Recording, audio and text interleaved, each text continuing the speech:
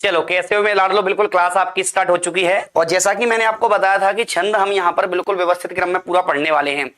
आज मैं आपको मात्रिक छंद समझा दूंगा। कल की क्लास में वार्णिक छंद, 2 दिन लगते हैं वार्णिक छंद में, क्योंकि विस्तार से यदि पढ़ना है तो समय बेटा लगेगा।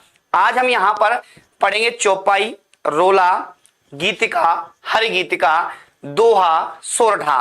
तो इतने छंदों के ऊपर हमको वार्ता करनी है। लेकिन सबसे पहले बेटा एक बार आप लोग बिल्कुल एक बार वीडियो को लाइक और शेयर कर दो। हाँ, बहुत बढ़िया, जल्दी से जल्दी शेयर कर दीजिएगा। आज हम हर चीज को थोड़ा गहराई से जानेंगे और उसमें साहित्यिक रूप भी थोड़ा डालेंगे। आखिर किस कवि ने इसको क्या नाम दिया था, बहुत सारे कंसेप्ट आने वाले हैं आज आपके सामने। चलो, अब यहां पर पहले समझ लेते हैं आपको जो कंसेप्ट दिया हुआ है। पहला छंद आज समझते हैं। बहुत सारे बच्चों ने पढ़ा होगा, तो पहला यहाँ पे जो छंद है आपका वो कौन सा है? चौपाई। अब देखो यहां पर जो चौपाई छंद है, देखना यहां पर क्या होता है, किस प्रकार से बनता है। सबसे पहले तो याद रखना, ये जो आपका छंद है ये यहां पर आपका एक मात्रिक छंद होता है। क्या होता है बेटा? तो मात्रिक छंद होता है। अब यहां पर याद रखना, यदि हम इसकी बात करें तो ये कैसा छंद है? सबसे पहले यहां पर याद रखना मात्रिक छंद होता है। कैसा होता है? मात्रिक छंद होता है। और यहां पर इसमें लिख सकते हैं कि इसके प्रत्येक चरण में 16 मात्रा होती हैं। क्या होती हैं? 16 मात्रा होती है। मतलब यहां पर यदि मान लो 2 चरण दे चाहे 4 दे, वैसे होते कितने? 4। तो अगर किसी भी चरण में आप मात्रा काउंट करते हो तो याद रखना मात्राएं कितनी होती हैं? 16 मात्राएं होती हैं। तो जब यहाँ पे 16 मात्राएं होती हैं तो उसे क्या कहा जाता है? उसे यहाँ पे चौपाई कहा जाता है। क्या कहा जाता है? तो उसे यहाँ पर चौपाई कहा जाता है। इसके बाद यहाँ पर याद रखना चौपाई का पूर्व रूप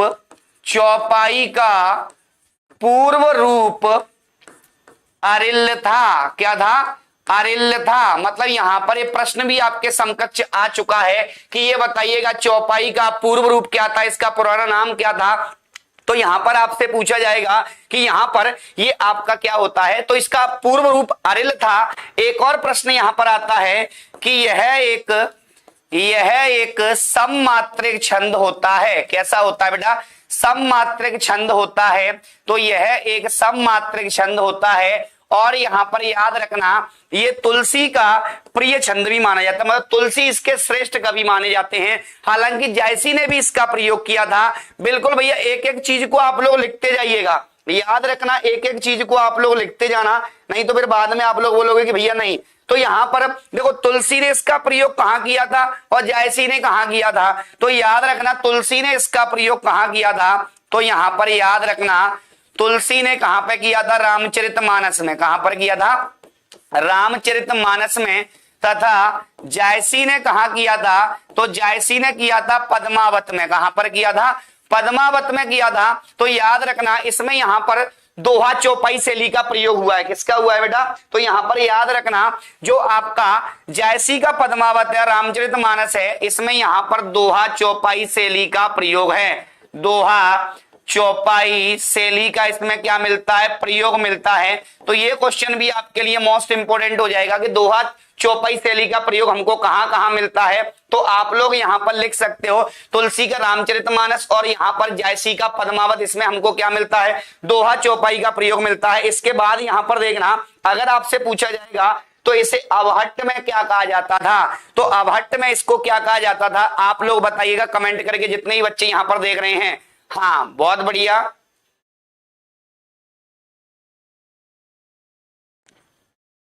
चलो, और बेटा जो यहाँ पर बच्चे हैं, मैं एक बार और आप लोगों को बता दूं कि जितने भी बच्चे हैं यहाँ पर सीधा सीधा यहाँ पर याद रखना एक कैंपेन आपका आने वाला है अभी बहुत जल्द। जो ट्विटर पे कैंपेन आपका चलेगा, तो ट्विटर पे जो कैंपेन आपका आने वाला है, तो याद रखना जितने भी बच्चे हैं बिल्कुल आपके एमपीएसआई वर्ग 2 इन भर्तियों से संबंधित रहने वाला है।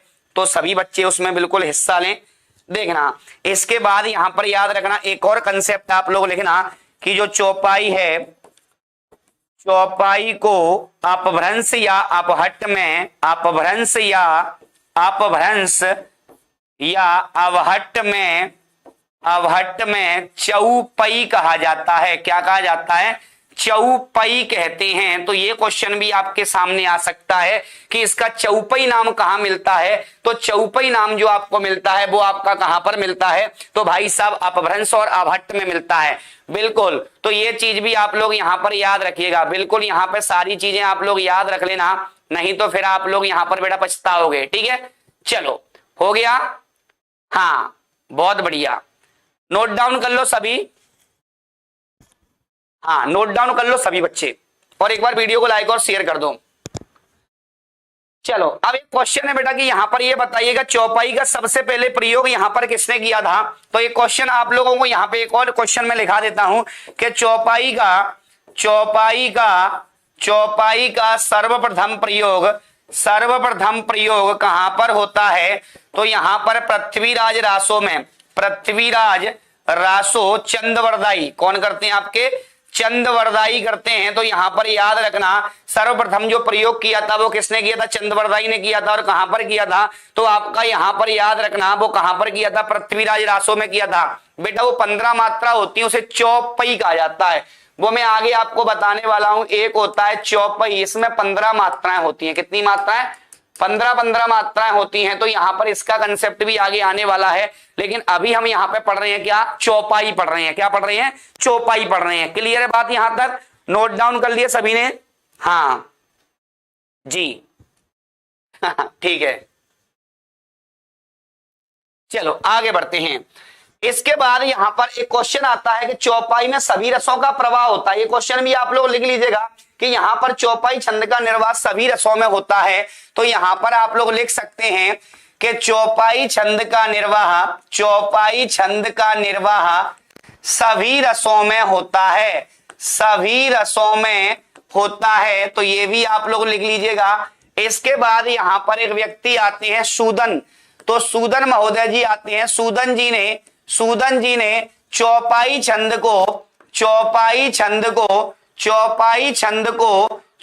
छंद को जयकारी कहा था। क्या कहा था, जयकारी कहा था। तो ये प्रश्न भी आपके समकक्ष आ सकता है कि यहां पर जो चौपाई छंद है इसको यहां पर जयकारी नाम किसने दिया था। तो आप लोग यहां पर सीधा सीधा लिख सकते हैं जयकारी नाम देने वाले जो विद्वान थे वो कौन थे, आपके सूदन महोदय जी थे। कौन थे, सूदन जी थे। इसके बाद यहां पर और भी आप लोग लिख सकते हैं कि चौपाई छंद कथानक छंद है।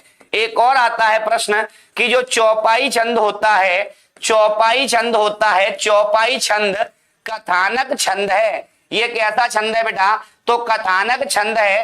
ये कहने वाले कौन थे आपके, तो हजारी प्रसाद द्विवेदी जी थे। कौन थे आपके, हजारी प्रसाद द्विवेदी जी थे। तो जब भी आपसे यहां पर पूछा जाएगा कि ये बताइए कथानक छंद इसको किसने कहा था, बिल्कुल जीवन एक संगीत है, इसे गुनगुनाते रहिए, हालत चाहे जैसे भी हो हमेशा मुस्कुराते रहिए। तो आप लोग भी मुस्कुराइएगा, क्योंकि पढ़ने में बिल्कुल तनाव नहीं होना चाहिए। आप लोग तैयारी कर रहे हो तो व्यवस्थित क्रम में आप लोग तैयारी करें। ठीक है, समझ में आ रहा है यहां तक। सबसे पहले चौपाई छंद का निर्वाह सभी रसों में होता है, बिल्कुल क्लियर है। और जो सूदन महोदय जी हैं इन्होंने यहाँ पे चौपाई छंद को क्या कहा था, जयकारी कहा था। इसके बाद यहाँ पे चौपाई छंद क्या होता है, कथानक होता है। ये किसने कहा था, हजारी प्रसाद द्विवेदी ने कहा था। ठीक है, अब यहाँ पे हजारी प्रसाद द्विवेदी एक और कथन कहते हैं कि चौपाई दोहे का सबसे पुराना प्रयोग सरहपा में है। मतलब यहाँ पे चौपाई दोहे का सबसे पुराना प्रयोग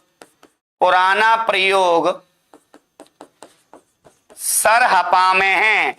ये भी यहां पर कहने वाले कौन थे, आपके हजारी प्रसाद जी थे। कौन थे, तो यहां पर याद रखना ये क्वेश्चन भी आपका आ सकता है, साहित्यिक रूप से पूछा जा सकता है कि ये बताइएगा चौपाई दोहे का सबसे पुराना जो प्रयोग है वो यहाँ पे सरहपा में मिलता है या सरहपा की रचनाओं में मिलता है। ये कहने वाले व्यक्ति कौन थे, आपके हजारी प्रसाद द्विवेदी जी थे। कौन थे, हजारी प्रसाद द्विवेदी जी ने कहा था कि कथानक छंद होता है। और यहाँ पे सूदन जी ने कहा था इसे जयकारी नाम दिया था। क्या नाम दिया था, जयकारी। ठीक है भैया, हट जाते हैं, आप लोग स्क्रीनशॉट ले लो। हाँ ठीक है,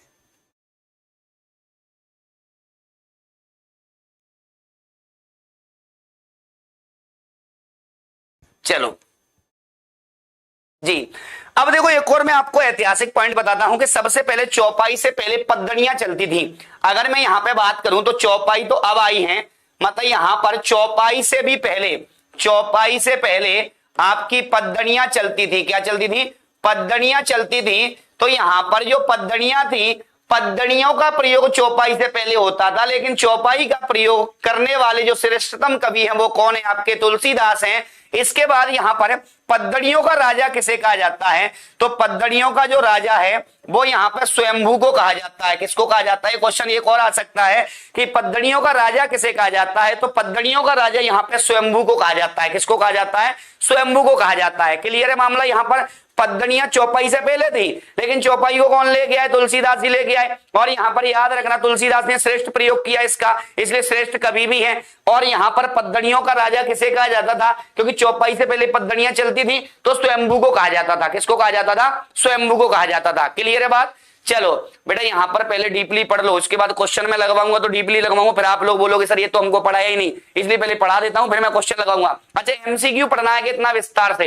एमसीक्यू पढ़ना है तो कल से विस्तार से पढ़ाना बंद कर दें। एक बार कंफर्म करके बता दो बेटा सभी बच्चे, एक बार कंफर्म करके बता दो कि आपको डिटेल में पढ़ना है कि एमसीक्यू पढ़ना है, जल्दी कंफर्म करके बताओ।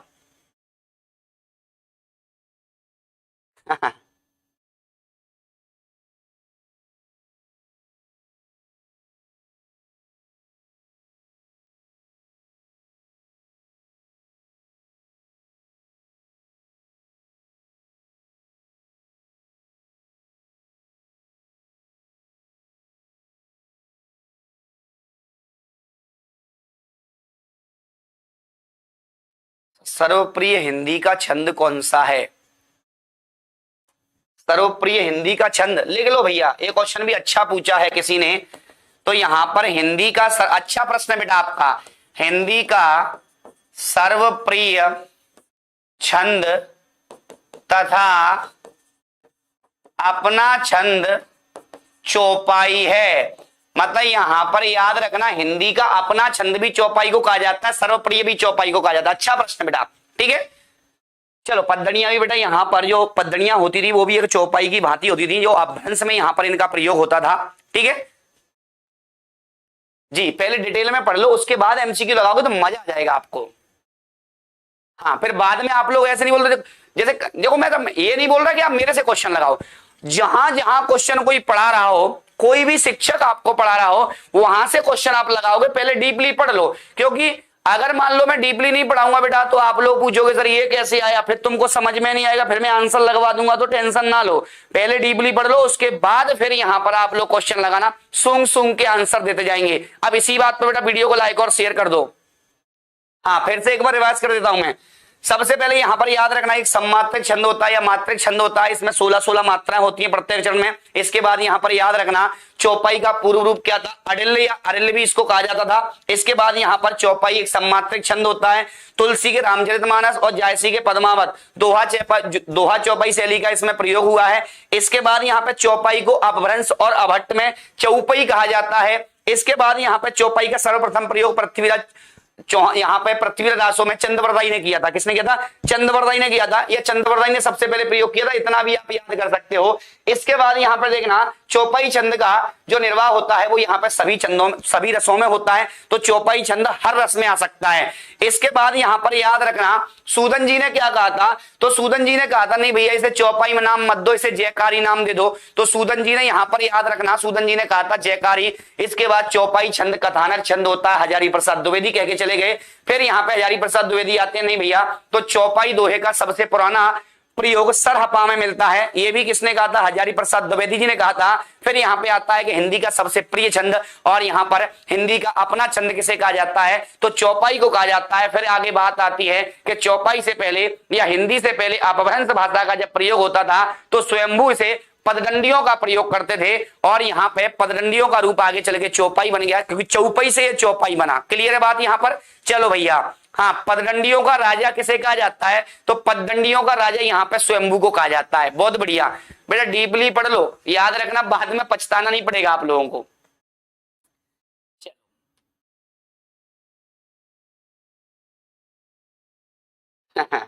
ठीक है, अब बेटा यहां पर कुछ उदाहरण लिखते हैं अपन। आप लोगों को मैं उदाहरण बता देता हूं, उदाहरण यहां पे समझना। देखो मैं समझा देता हूं, पहले आप लोग सिंपल सा लिखना जो याद है। जय हनुमान ज्ञान गुण सागर, जय कपीस तिहु लोक उजागर, जय कपीश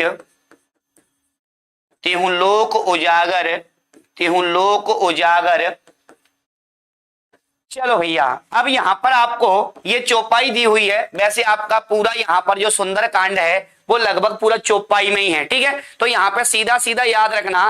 बिल्कुल भैया, हिंदी की पेडागोजी आती है क्या? आती है बहुत बेटा। हिंदी की पेडागोजी बता दूंगा, टेंशन। हिंदी की पेडागोजी आपके धमनी और सिराओं में बहने लगेगा। लेकिन याद रखना, पहले आप लोग पढ़ लो। जितना डीपली पढ़ा रहा हूं उतना बेटा कहीं पर भी नहीं मिलेगा। नहीं तो आप कमेंट करके बता दो कितने बच्चों ने इतना डीपली पढ़ा है। एक बार मुझे कमेंट करके बता दो भैया, कितने बच्चों ने पढ़ा है? कमेंट करके बताओ जल्दी जी। हाँ, बस तो बहुत सारे। मंगल भवन अमंगल हारी, द्रवउ सुदशरथ अजर बिहारी, ये भी चौपाई है। रघुकुल रीत सदा चली आए, प्राण जाए पर वचन न जाए, बंधव गुरुपद पदम परागा। तो ये सब क्या है? चौपाई तो है। हाँ बिल्कुल। अब यहां पर याद रखना, पहले तो हम समझ लेते हैं। मान लो उस पर मत जाना बेटा, वहां पे लिख के क्या दिया है आई डोंट नो। हमको यहां पर क्या करना है, पहले मात्रा लगाना है। बिल्कुल, पहले मात्राएं लगाना है। और मात्रा लगाने के बाद यहां पे याद रखना, जैसा आपको मिल रहा है वैसा आंसर लगा दो, चाहे वो कुछ भी दिया हो, समझना। अब यहां पे देखना, आपको यहां पे दिया हुआ है कि भाई साहब इसमें एक एक, इसमें दो मात्रा, एक एक एक, इसमें दो मात्रा, एक दो, एक एक एक एक। नीचे भी लगा दो बेटा, एक एक दो, एक एक दो, एक। अब यहां चंद्रबिंदु लगा, कोई फर्क नहीं पड़ेगा। एक एक, बड़ी की मात्रा दो, एक एक एक। अब यहां पे गिन लो, आप लोगों को दिया हुआ है। अब मात्रा यहां पे गिन लेते हैं।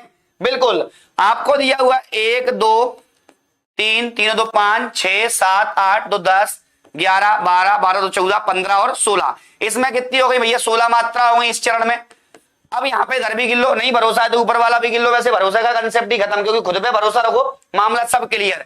इधर देखो, एक दो, दो और दो चार, 5 6 7 7 2 9 10 2 12 13 14 15 और 16। तो यहां पर भी कितना हो गया आपका? 16। तो यदि प्रत्येक चरण में 16 मात्राएं आएंगी तो उसे क्या कहा जाएगा? तो यहां पर याद रखना, उसे चौपाई कहा जाएगा। क्या कहा जाएगा? चौपाई कहा जाएगा। क्लियर है बात यहां पर?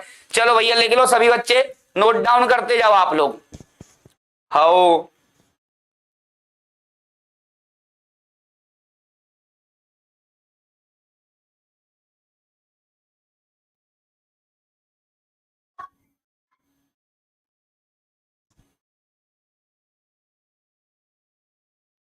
चलो हो गया।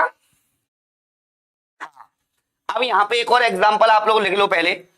एक और आपको एग्जांपल दिया हुआ है, रघुकुल रीति सदा चली आए, प्राण जाए पर वचन न जाए।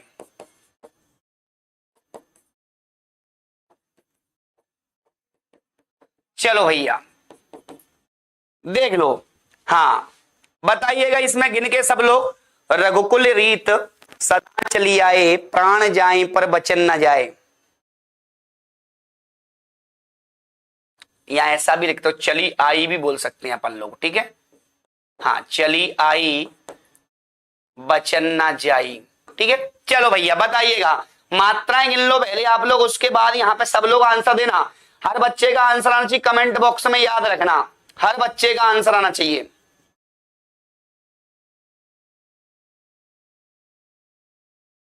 चलो आ गया समझ में जी। वर्ग का रिजल्ट बेटा यहाँ पर अभी तो होल्ड है सब।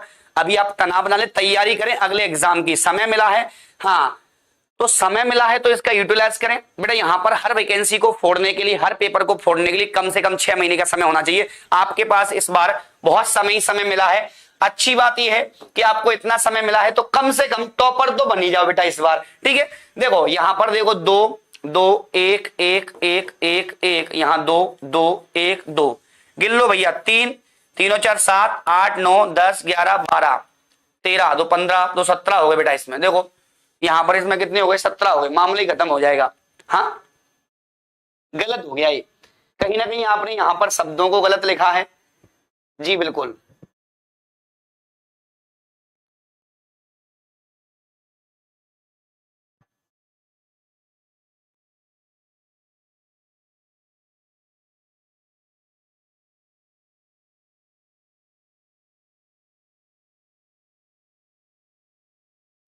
चलो देखना बेटा, इसमें यहां पर समझ लो पहले।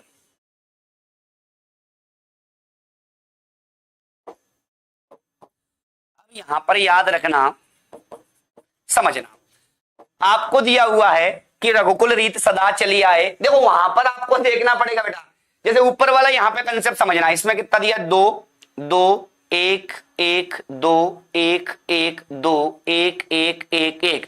यहां देखो 1 2 3 4 4 2 6 7 8 10 11 12 12 4 16। अगर देखो यहां पे ऊपर वाले में 16 हो रही, मतलब नीचे कहीं ना कहीं कोई शब्द गलत लिख लिया है आप लोगों ने, तो यहां पर याद रखना।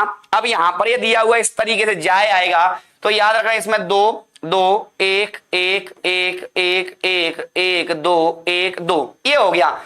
याद रखना यहां आपको शुद्ध पता चल जाएगा कि आखिर लिखा क्या हुआ है उसमें, ठीक है। हाँ आपको सीधा सीधा याद करना है, इसमें भी गिन लो भैया, 4 5 6 7 8 9 10 11 2 13 14 और 2 16। तो यहां पर भी कितना हो गया, 16। तो 16 16 मात्राएं होती हैं, तो उसे क्या कहा जाता है बेटा, उसे चौपाई कहा जाता है। क्या कहा जाता है, चौपाई कहा जाता है, ठीक है। चलो भैया लिख लो सभी बच्चे यहां पर। हाउ ठीक है,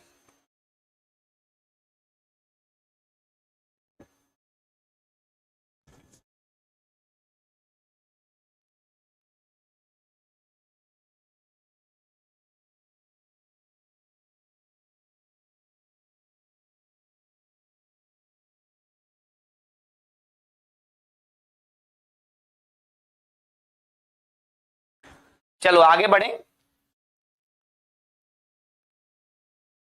अब देखते हैं यहां पर अगला, यहां पर बेटा समझना, अगला आपको दिया हुआ है कौन सा, रोला छंद दिया हुआ है। कौन सा दिया हुआ है, रोला छंद। अब इसमें यहां पर क्या होता है, तो पहले समझ लो, इसमें प्रत्येक चरण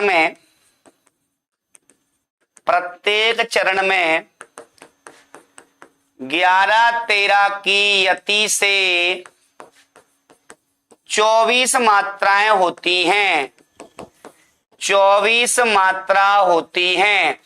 और यहां पर जो रोला छंद है, ये भी आपका यहां पर क्या है, कि सममात्रिक छंद होता है। कौन सा होता है, सममात्रिक छंद है ये। तो सममात्रिक छंद है। इसके बाद यहां पर ये हिंदी में अपभ्रंश से आया है, हिंदी में अपभ्रंश से आया है। तो यहां पर कहां से आया है, अपभ्रंश से आया है। इसके बाद यहां पर याद रखना, ये भी आपका सभी रसों में मान्य होता है, मतलब प्रत्येक रस के लिए उपयुक्त छंद माना जाता है ये। तो यहां पे लिख सकते हैं कि ये भी यहां पे प्रत्येक छंद के लिए उपयुक्त है।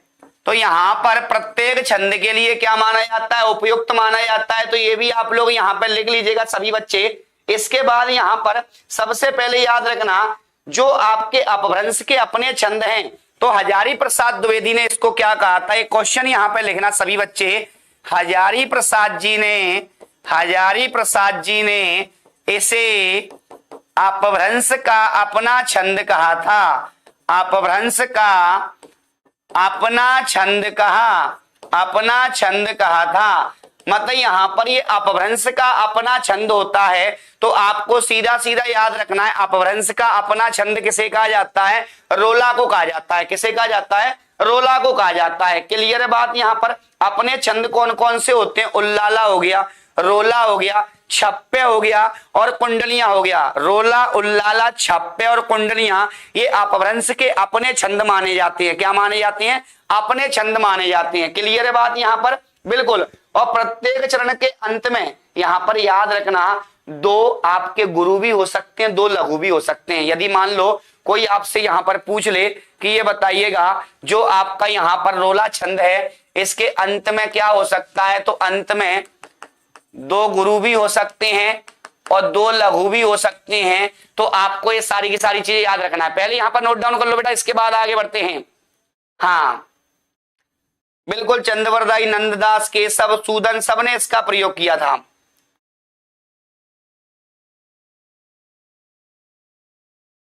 ठीक है,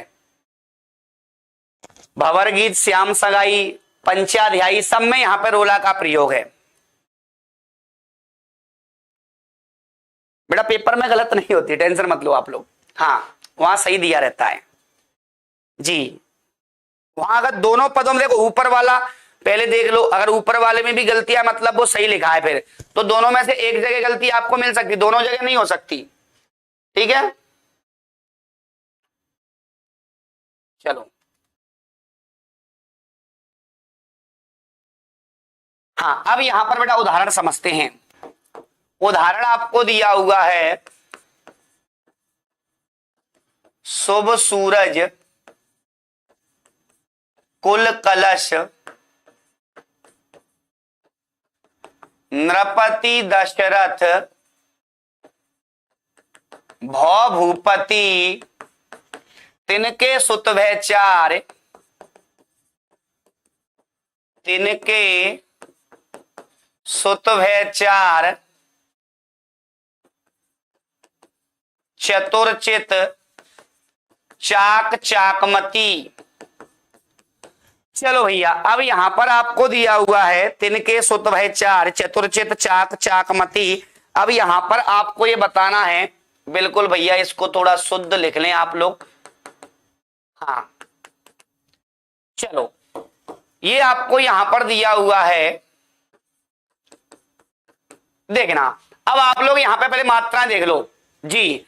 टेट एग्जाम में दोनों जगह गलती थी, तो दोनों जगह गलती मतलब वो क्वेश्चन क्रॉस हो जाएगा, उसमें कोई बड़ी बात थोड़ी है बेटा जी। मात्रा गिनो जल्दी और लगाओ आंसर, क्या ये सही है? यहीं से मैं आपको सोरठा कंप्लीट करा दूंगा, सोरठा अलग से नहीं पढ़ना पड़ेगा आपको जी। देखना यहां पर आपको दिया हुआ है, तो पहले मात्रा काउंट कर लेते हैं। यहां पे देखो 1 1 2 1 2 1 1 1 1 1, यहाँ पे 1 2 2 1 1 2 1 1, यहां पर भी लगा दो 1 1 2 2 1 1 1 1 1 1 1 1 1 1 1, इसमें भी 1 1 1 बढ़ाओ 2 1, गिन लो 1 2 2 2 4 5 6 6 2 8 8 2 10 11, तो यहां तक कितनी हो गई 11, कोमा लगाओ। अब यहां तक गिन लो भैया, तो 1 2 3 3 2 5 6 6 2 8 9 10 11 12 13, तो यहां तक कितनी हो गई 13। ऊपर भी गिन लो भैया, भरोसा नहीं है तो देखो 4 2 6 7 8 9 10 11 12 13, तो यहां तक कितनी हो गई बेटा, तो याद रखना ये 13 हो गई आपकी। 1 2 3 4 5 6 7 2 9 2 11, तो यहां तक 11। अगर आपको यहां पर इस तरीके से कोई बिंदु दिया जाए तो सीधा सीधा याद रखना, यहां पर 11 हो, यहां पर 13 हो, यहां पर 11 हो, यहां पर 13 हो। एक चरण में कितनी मात्राएं हो, 24 मात्राएं हो, तो सीधा सीधा याद रखना 11 13 की यति से अगर 24 मात्राएं होती हैं तो उसे यहां पर क्या कहा जाता है, उसे यहां पर रोला छंद कहा जाता है। तो इसमें कौन सा हो जाएगा आपका, रोला हो जाएगा। कौन सा हो जाएगा, रोला। अब यहाँ पे कंफ्यूजन देखना बच्चों की बड़ी खतरनाक होती है कि सर रोला और सोरठा में अंतर क्या है, डिफरेंस समझ लेते हैं जी। हाँ बहुत बढ़िया, आप लोगों को यहाँ पे डिफरेंस क्या समझना है पहले यहाँ पर ध्यान देना। जितने बच्चे लाइव देख रहे हैं बेटा एक बार वीडियो को लाइक कर दो, एक तो आप लोगों ने लाइक नहीं किया है।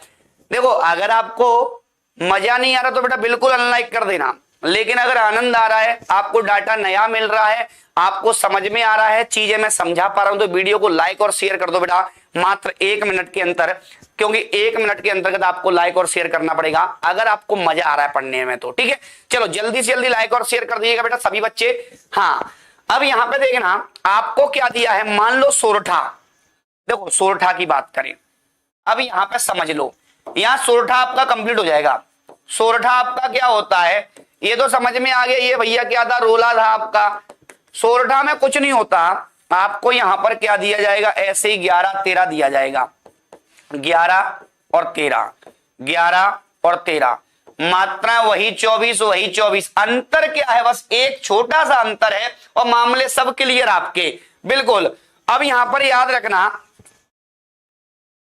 जो यति होती है 11 पर, अगर 11-11 पर आपकी तुक मिल रही है, अगर 11-11 पर तुक मिले तो याद रखना आपका सोरठा हो जाएगा। अगर 11-11 पर तुक मिले तो सोरठा होता है, तो सोरठा होता है। अगर यहां पर मान लो यहां भी तुक मिल रही है और यहां भी अंत में भी तुक मिल रही है, दोनों जगह तुक मिले तो भी सोरठा, यहां अकेली एक जगह मिले तो भी सोरठा, लेकिन केवल अंत में तुक मिल रही, देखो ती ती, यहां पर तुक मिली क्या, यहां पे कोई तुक नहीं है, और जब यहां पे तुक नहीं है तो ये रोला हो जाएगा। अगर यहां तुक होती तो वो कौन सा हो जाएगा, बिल्कुल यहां पर याद रखना उसे क्या कहा जाता, उसे सोरठा कहा जाता, बिल्कुल। सर आप इतना अच्छा पढ़ाते हैं, हम लाइक करना ही भूल गए। अच्छा ठीक है जी, इसको विषम चरण, ये पहला चरण, ये दूसरा, तीसरा, चौथा, तो यहाँ विषम चरण मतलब ये पहला और ये दूसरा आ जाए, यहाँ पे दूसरा, यहाँ तीसरा, पहला तीसरा, तो विषम चरणों पे तुक मिलती है, वो भी आपका क्या हो जाता है, सोरठा हो जाता है।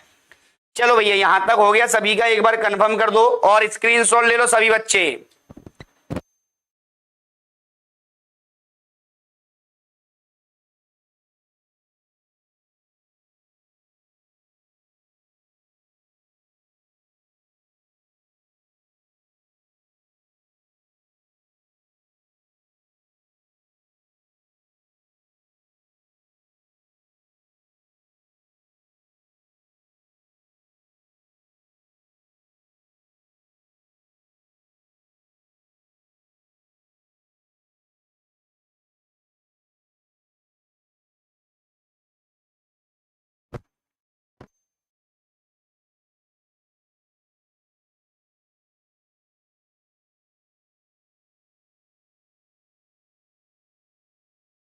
पैतालीस तक भर सकते हो। अच्छा रामायण पढ़ते हैं तो जल्दी जल्दी समझ में आता है ठीक है बेटा, कम से कम समझ में तो आ रहा है तुम लोगों को, और क्या चाहिए जीवन में। ओ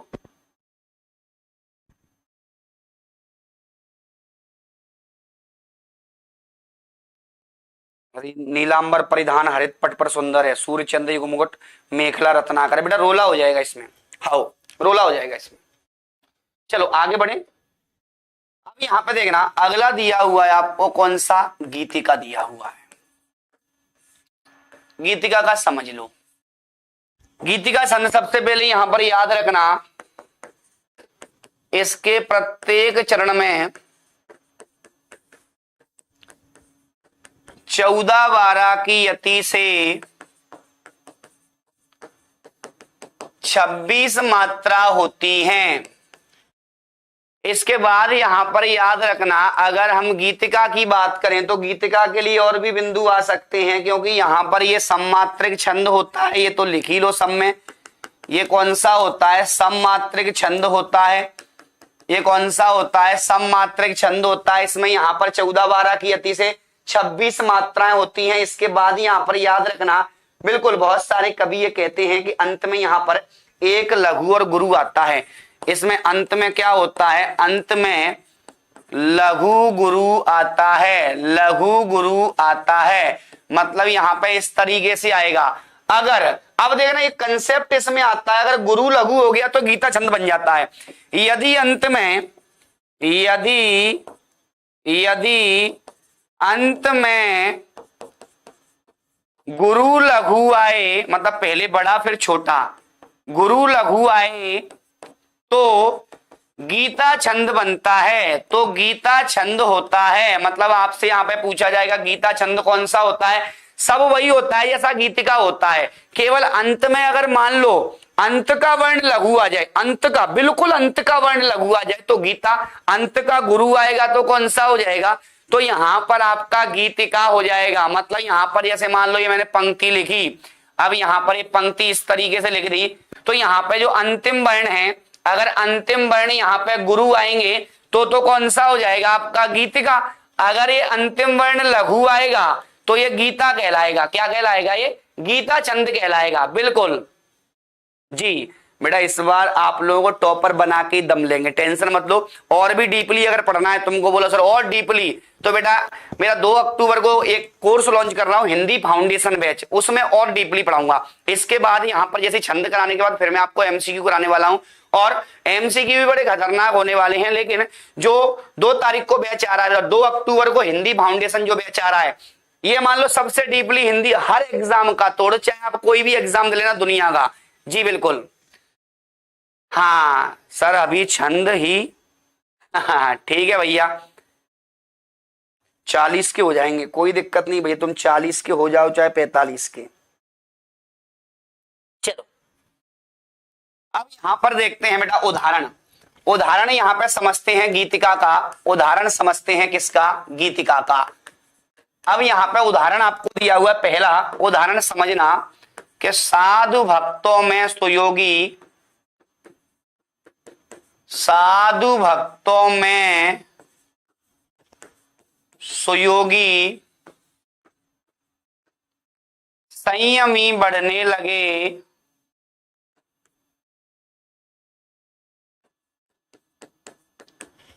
सभ्यता की सीढ़ियों पे, सभ्यता की सीढ़ियों पे सूरमा चढ़ने लगे।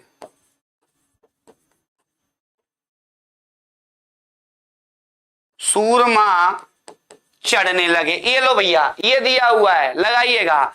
हाँ विराम चिन्ह भी पढ़ा दीजिए, ठीक है भैया, विराम चिन्ह आपको मैं पढ़ाने वाला हूं 2-4 दिन बाद। चलो जल्दी से जल्दी बताइएगा, साधु भक्तों में सुयोगी संयमी बढ़ने लगे। हाँ कोमा लगाना है, लो भैया लगा दो कोमा इधर, हाँ दूसरे कलर से लगा देता हूं ताकि दिखने लगेगा। ये रहा अल्प विराम आपका। चलो मात्रा काउंट कर लो जल्दी से जल्दी।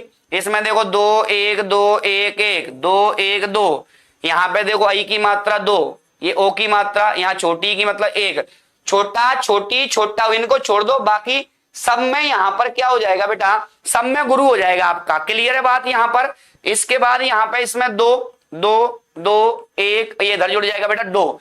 अगला दिया हुआ यहाँ पर देखना 2 1 2 1 1 2 1 2, यहाँ पर देखो 2 2 1 2 2, ये इधर जुड़ जाएगा तो 2 1 2।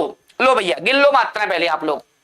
हाँ बेटा मैं तो ये बोल रहा हूं आप कहीं भी पढ़ो, अच्छे से पढ़ो, लेकिन याद रखना इस बार का जो पेपर आने वाला है ना, आप लोगों को पता चलेगा कि हाँ काश हम यहाँ पढ़ लिए होते। बेटा तांडव क्लास मतलब आपको डीपली पढ़ना है, तो ही मैंने आपको पहले दिन भी बोला था, अगर डीपली पढ़ना है तो जुड़ना, अन्यथा मत जुड़ना। हाँ बेटा व्याकरण आ रहा है 2 तारीख को आपके पास बैच आ रहा है हिंदी फाउंडेशन, एक दिन ऑफर रहेगा, उसके बाद उस पर कोई ऑफर नहीं आएगा। ये साल में एक बार आता है बेटा हिंदी फाउंडेशन, याद रखना।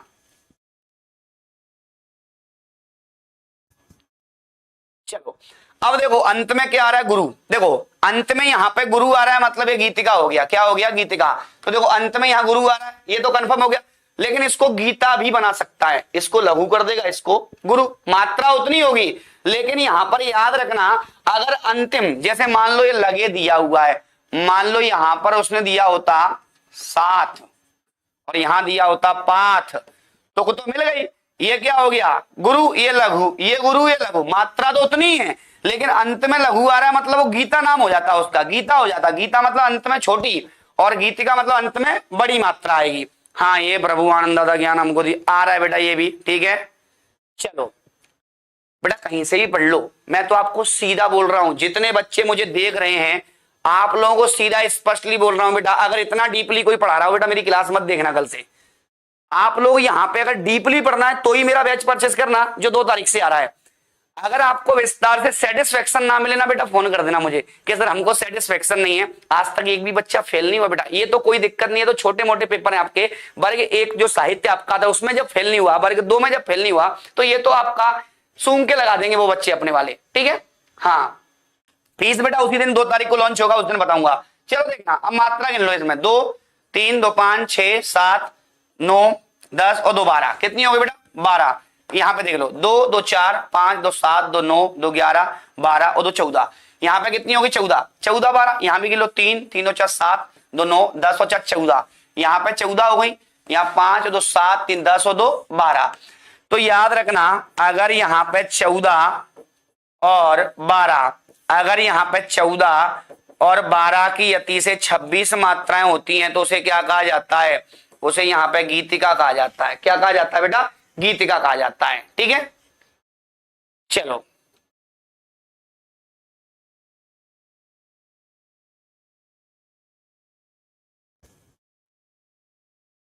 हाँ। बेटा मैं तो सीधा बोल तो रहा हूं, अगर एसआई की वैकेंसी आ जाए ना, इस बार देखना 70 के 70 आएंगे। जो अपने यदि मान लो फाउंडेशन बैच में बच्चा पढ़ेगा 70 के 70 मार देगा, कहीं से कोई क्वेश्चन, हाँ वो उसकी गलती है कि वो ना पढ़े। हाँ चलो बेटा हो गया यहां तक, एक बार कंफर्म कर दो आप लोग, तो फिर अपन आगे भी बढ़े। ठीक है,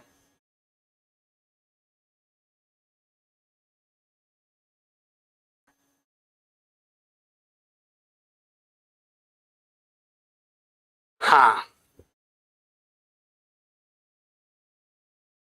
आगे बढ़ते हैं। अब यहां पे अगला दिया हुआ है आपको कौन सा बेटा? हरि गीतिका। मैं आपको एक एक एग्जांपल इसलिए करा रहा हूं, बाकी अब प्रैक्टिस कर लेना घर पे जाके। हरि गीतिका यहां पे समझ लो। हरि गीतिका यहां पर याद रखना, इसमें क्या होता है कि प्रत्येक चरण में आप लोग लिख लेना बेटा सभी बच्चे, प्रत्येक चरण में 16-12 की यति से 28 मात्राएं होती हैं। 16-12 की जहां यति होगी वो यहां पर क्या होगा? बिल्कुल ठीक है भैया, बाल विकास भी डीपली पढ़ा दीजिए बेटा। बाल विकास भी आपका चल रहा है डीपली, आपको बाल विकास पढ़ना है, पेड कोर्स में पढ़ लो बेटा, वो भी डीपली चल रहा है आपका। हाँ बेटा और किसी जरूरत नहीं पड़ेगी, टेंशन मत लो आप लोग। चलो बहुत बढ़िया। हाँ अब देखना यहां पर याद रखना, चरण के अंत में, चरण के अंत में लघु गुरु आता है। अब देखो चरण के अंत में क्या आएगा आपका? लघु गुरु। इसके बाद यहां पर याद रखना जो आपके यहां पर केशव दास जी थे, कौन थे आपके? तो यहां पर याद रखना जो केशव दास जी थे, सीधा सीधा याद रखना एक व्यक्ति आते हैं केशव दास जी। तो केशव दास जी ने यहां पर व्रत रूप में प्रस्तुत किया, व्रत रूप में प्रस्तुत किया। तो याद रखना हरिगीतिका को व्रत रूप में प्रस्तुत किया। तो जब भी आपसे पूछा जाएगा कि यहाँ पे व्रत रूप में प्रस्तुत किसने किया था, तो केशव दास जी ने किया था। किसने किया था? केशव दास जी ने किया था। इसके बाद यहाँ पर याद रखना प्राकृत पैगलम्बम में, तो यहाँ पर एक रचना आती है आपकी प्राकृत पैगलम। तो यहाँ पे याद रखना एक रचना आती है प्राकृत पैगलम। तो प्राकृत पैगलम में हरिगीतिका को भी गीता कहा जाता है। हरिगीतिका को, हरिगीतिका को गीता कहा जाता है, गीता कहा जाता है। मतलब यहाँ पे गीतिका को भी गीता कहा जाता है, लेकिन प्राकृत पैगलम में क्या कहा जाता है? तो प्राकृत पैगलम में हरिगीतिका को क्या नाम दिया जाता है? गीता नाम दिया जाता है। तो ये भी आप लोग यहाँ पे लिख लीजिएगा। हाँ बहुत बढ़िया, ये सबके लिए बेटा हिंदी चलेगी जी, ये सब एग्जाम के लिए चलेगी, तनाव ना लो आप लोग। और बताइएगा यदि कोई आपका डाउट हो तो वो भी पूछ लो भैया। एक सममात्रिक छंद होता है, आराम से आप लोग लिख लो इसको भी। हो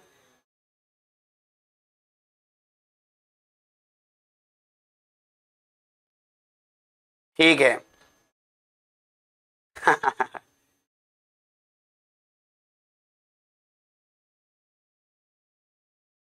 चलो गीतिका सर किसका प्रिय छंद है? रामधारी सिंह दिनकर का। चलो हाँ, हरिगीतिका किसका छंद है? तो याद रखना रामधारी सिंह दिनकर, रामधारी सिंह दिनकर जी का, दिनकर जी का प्रिय छंद है, प्रिय छंद है, प्रिय छंद है। नाभादास बेटा, नाभादास ने थोड़ी, नाभादास छप्पे के लिए जाने जाते हैं, नाभादास ने यहाँ पे छप्पे के लिए नाभादास को जाना जाता है। क्लियर है बात यहाँ पर? चलो ये नोट डाउन कर लो, इसके बाद आगे बढ़ते हैं। ओ इंद्र बज्रा समझ में नहीं आता बेटा, कल आ जाएगा इंद्र बज्रा, उपेंद्र बज्रा। जिनको नहीं आता ना क्लास ले लेना कल की। वीडियो को लाइक और शेयर कर दो आप लोग। अब देखना आपको दिया हुआ है कि संसार की समर स्थली में धीरता धारण करो। सुना है कि नहीं सुना है? हाँ, संसार की समर स्थली में धीरता धारण करो। सर आप ऐसे ही पढ़ाते रहो 1000 साल जिए। बेटा 1000 साल थोड़ी जीना आपने, वो 50-60 बहुत है जीवन में। आओ, चलते हुए निज इष्ट पथ पर संकटों से मत डरो। चलते हुए निज इष्ट पथ पर, चलते हुए निज इष्ट पथ पर संकटों से मत डरो, संकटों से मत डरो। चलो भैया, लो आप लोग आंसर बता दो। इस तरीके से दिया जाएगा ये, ठीक है जी।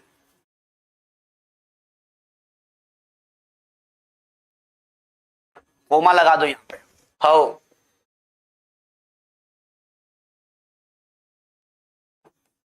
चलो एक बार देख लें। अब बेटा मात्रा काउंट कर लेते पहले, उसके बाद यहां पे समझ में आ जाएगा। वार्णिक छंद में दिक्कत है बेटा, वार्णिक कल कराऊंगा मैं, ठीक है। हाँ, बाकी आज मैं समझा देता हूं। देखो 2 1 1 1, फिर 2 2 1 2, यहाँ 1 1 1 1 1, ये 2 1 1, ये 2 1 2 1 1। देखो यहाँ पे 4 और 3 7, 2 9 10 11 12 13 14 15। कब रह गए बेटा? देखो यहाँ पे 1 2 3 4 5 6 7 8 9 10 11 12 13 14 15 16। हाँ बिल्कुल सही है, 16 हो गया ये। अब यहाँ पे देख लो आप लोग, यहाँ पे 5 2 7 8 9 10 और 2 12, 16 12 हो गया। अब यहाँ पर भी हो जाएगा, तो यहाँ पर भी आप लोग लगाई दो मात्रा। 2 1 1 1 2 2 1 2 2 2 1, इधर जुड़ जाएगा 2 1 1 2 1 2 और 2, ठीक है। तो 5 और 5 और 4 9, 2 11 12 और 4 16। तो यहां तक कितनी हो गई बेटा? 16। ये देखो 5 और 4 9 3 कितना हो गया? 12। तो यहां पर याद रखना, अगर आपको दिया जाए 16 12 की यति से 28 मात्रा दे दी जाए, तो सीधा सीधा याद रखना वो कौन सा बन जाएगा? आपका हरि गीतिका बन जाएगा। कौन सा बन जाएगा? हरि गीतिका। और यहां पर याद रखना, अगर आप 4 बार हरि गीतिका लिख देते हो, कितनी बार? ये कंसेप्ट यहां पे समझना। अगर मैंने ये हरि गीतिका 4 बार लिख दिया, कितनी बार? अगर ये हरि गीतिका 4 बार लिख दिया, तो सीधा सीधा याद रखना, अगर ये हरि गीतिका 4 बार लिख दिया, कितनी बार? 4 बार। तो यहाँ पे बहुत सारे समीक्षकों को द्वारा कहा जाता है कि भाई साहब, अगर आप 4 बार हरि गीतिका लिख देते हो, बिल्कुल हाँ, कौन सा छंद प्रिय रामधारी सिंह दिनकर का है बेटा? यहाँ पे आपका हरि गीतिका है। हाँ ठीक है जी। अब यहाँ पर 4 बार आप लोगों ने लिख दिया, तो पहले यहाँ पे समझ लो मुद्दा क्या है इसका। तो आप लोगों को जो मुद्दा दिया, इसमें देखो मात्राएं कितनी होती हैं। देखो 2 2 4 और 3 7, मतलब एक शब्द में यहाँ पर कितनी मात्राएं? 7। तो इसमें 7, इसमें 7, इसमें 7, इसमें 7, मतलब एक पूरे चरण में कितनी होती है? 28। तो यहाँ पर याद रखना, आपकी 28 मात्राएं बन जाएंगी, एक पूरा चरण बन जाएगा, अगर आपने 4 बार हरि गीतिका लिख दिया तो। चलो भैया अब नोट डाउन कर लो। वार्णिक छंद कल पढ़ाऊंगा बेटा आपको, ठीक है। हाउ आ गया समझ में? नहीं आया? आ जाएगा बेटा।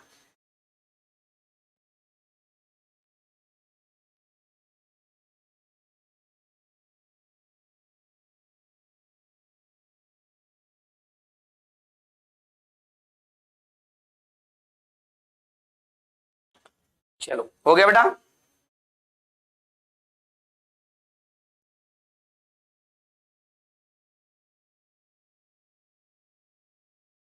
चलो आगे बढ़े। अब यहां पर एक और समझ लो आप लोग, इसके बाद समझना, जैसे आपको दिया हुआ उल्लाला दिया हुआ, कौन सा दिया हुआ? उल्लाला।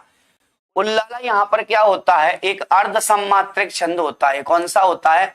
अर्ध सममात्रिक छंद होता है। और यहाँ पर याद रखना, ये अर्ध सममात्रिक छंद कौन कौन सा होता है? बरवई हो गया, रोला बरवई हो गया, सोरठा हो गया, उल्लाला हो गया, आपका दोहा हो गया। ये क्या माने जाते हैं? तो अर्ध सममात्रिक माने जाते हैं। तो याद रखना, इसके प्रत्येक चरण में 15 13 की यति से 28 मात्राएं होती हैं। यति से 28 मात्रा होती हैं, 28 मात्रा होती हैं। ये आप लोगों को याद रखना है, लेकिन इसके दो पहलू होते हैं। अगर हम यहाँ पे उल्लाला की बात करें, एक होता है उल्लाला, तो इसको दो भागों में यदि हम बांट दें तो एक तो बनता है आपका उल्लाला और एक क्या बनता है आपका उल्लाल बनता है। इसको दो भागों में बांटा जाता है, उल्लाल और उल्लाला।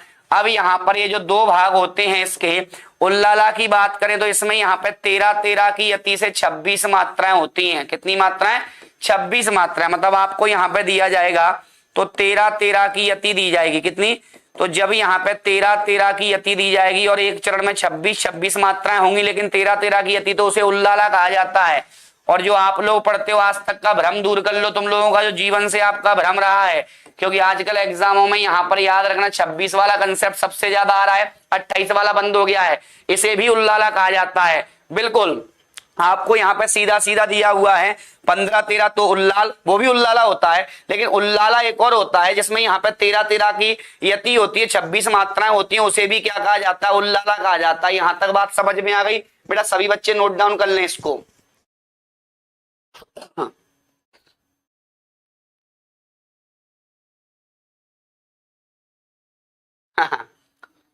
सर उल्लाला का नामकरण किसने किया था?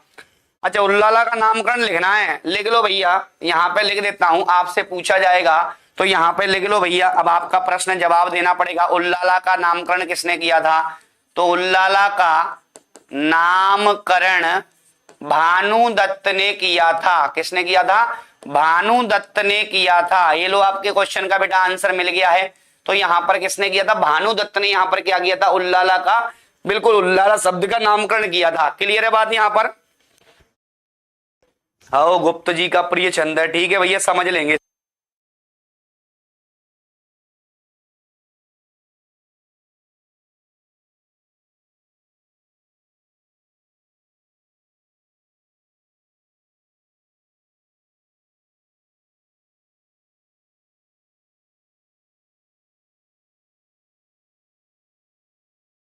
चलो भैया हो गया, हाँ लिख लो सभी लोग। चलो अब यहां पर इसके फैक्ट लिख लो आप लोग। उल्लाला के यहाँ पे कुछ फैक्ट लिख लो सभी बच्चे। उल्लाला के यहाँ पे फैक्ट लिख लो आप लोग। बिंदु पहला, भानुदत्त ने क्या किया था? नामकरण किया था। तो याद रखना भानुदत्त ने क्या किया? उल्लाला शब्द का नामकरण किया था, नामकरण किया। इसके बाद यहां पर याद रखना दूसरा फैक्ट आता है कि उल्लाला को चंद्रमणि कहा जाता है। उल्लाला को चंद्रमणि भी कहा जाता है। क्या कहा जाता है? चंद्रमणि कहते हैं। तो जब भी आपके सामने प्रश्न आएगा कि ये बताइएगा चंद्रमणि किसे कहते हैं, तो यहां पर याद रखना उल्लाला को कहा जाता है। किसको कहा जाता है? उल्लाला को कहा जाता है। बिल्कुल यहां पर ये सारे के सारे कंसेप्ट आप लोग लिख लें भैया, ठीक है। हाँ सूदन जी ने किसमें प्रयोग किया था? सुजान चरित में किया होगा बेटा, बिल्कुल लिख लो। सूदन जी ने सुजान चरित में उल्लाला का प्रयोग किया। किसका किया बेटा? उल्लाला का प्रयोग किया। तो यहां पर ये भी क्वेश्चन आ सकता है कि भाई साहब सुजान चरित जो रचना है उसमें यहां पर किसका प्रयोग होता है? तो उल्लाला का होता है, ठीक है। हाँ सर आप सभी बच्चों का जवाब देते हो बेटा, जवाब तो देना पड़ेगा। हाँ पेड बैच में मैनेजर गुप्त का प्रिय छंद हरिगीतिका बताया है। बिल्कुल बेटा हरिगीतिका यहाँ पर उनका भी है जी। एक कवि का थोड़ी, बहुत सारे कवियों का है जी, बिल्कुल। सब पता है? नहीं बेटा कुछ भी नहीं, तुम लोगों से ज्यादा कहां। आओ हाँ इसका प्रयोग बेटा लेकिन स्वतंत्र रूप से मिलता है, ये बिल्कुल सही है जी।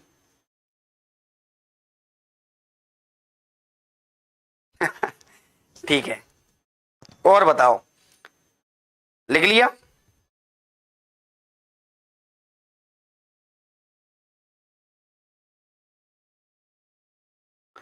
रामायण की रचना किस छंद में हुई है? वंशज छंद में बेटा। ओ वंशज छंद। ईश्वरी की फागों में कौन सा छंद है बेटा? ईश्वरी यहाँ पे बुंदेलखंड सार छंद का प्रयोग होता है, वो कराऊंगा मैं आप लोगों को, ठीक है। हो चलो आगे बढ़े। हो गया यहां तक? एक बार कंफर्म कर दो पहले। ठीक है।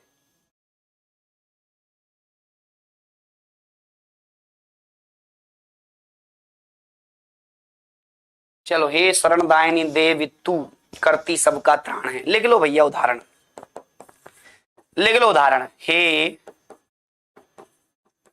शरणदायिनी देवी तू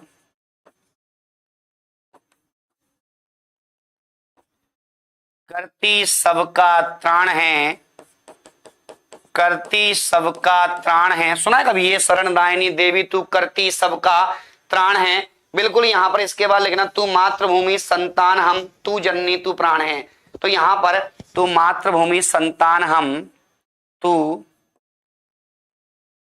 मातृभूमि संतान हम, तू जननी तू प्राण है। चलो भैया लिख लो अब यहां पर। हाँ,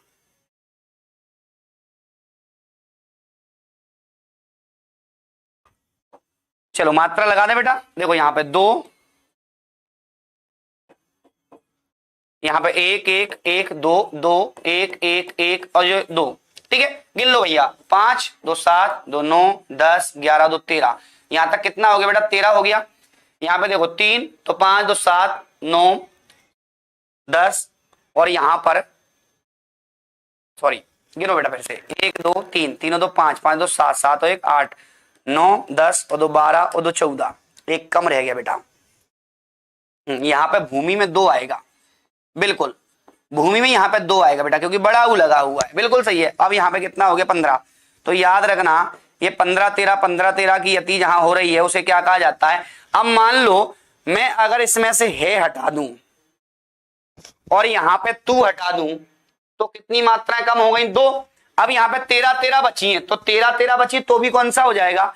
है हटा दो या मत हटाओ तो 15 13 और 13 13 दोनों में उल्लाला होता है। क्या होता है बेटा? दोनों में उल्लाला होता है। क्लियर है बात? चलो ये लिख लो आप लोग। हाउ,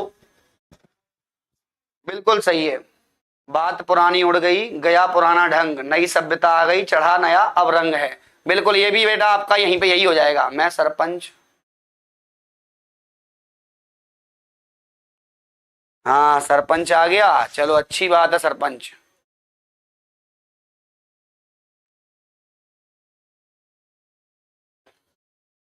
चलो हो गया। तो यहां पर ये सारी की सारी चीजें आप लोग एक बार देख लेना। जितने ही बच्चे फैक्ट भी बेटा लिखते जाना आप लोग। हाँ, तो यहां पर जो आज का सेशन है हम समाप्त करते हैं। कल से यहाँ पे वाणिज्य छंदों के ऊपर थोड़ी वार्ता करेंगे। वाणिज्य छंद आपको समझ में नहीं आते हैं तो कल यहाँ पे आपको आ जाएंगे। तो सभी बच्चे जुड़ना ना भूलें कल रात 9 बजे। और हिंदी फाउंडेशन डीपली पढ़ना है तो बेटा बैच आ रहा है 2 अक्टूबर को, तो 2 अक्टूबर को जुड़ना ना भूलें आप लोग। आपको फीस 1 दिन का ऑफर रहेगा। 1 दिन के बाद यहाँ पर उसकी फीस फिर कभी कम नहीं होगी। एक आपका बैच आता है हिंदी फाउंडेशन, एक ही आएगा इस बार भी। ठीक है, चलो तो आपको यहाँ पर बिल्कुल लिंक को शेयर करना है। जो आपकी 2 तारीख की लिंक बनी है बेटा उसको भी शेयर कर सकते हो। जो भी आपके दोस्त यार पढ़ना चाहते हैं उनको भी बिल्कुल यहाँ पे आप भेज सकते हो।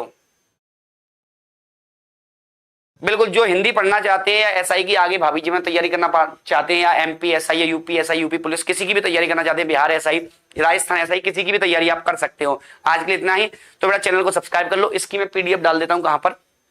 आपके टेलीग्राम चैनल पर। आज की पीडीएफ आपको मिल जाएगी तो आप एक बार और पढ़ लेना। आज के लिए इतना ही। बोलिए भारत माता की जय।